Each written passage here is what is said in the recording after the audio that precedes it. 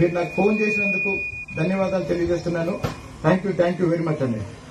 శ్రీనివాస్ బాబు అన్న చెప్పండి.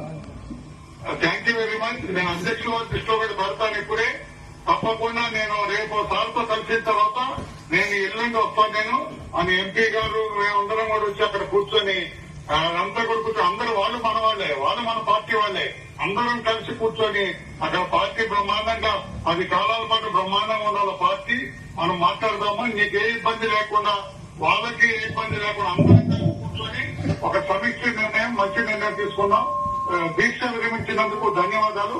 ఇప్పుడే నేను అధ్యక్ష వారి దృష్టిలో నేను పెడతాను తమ్ముడు.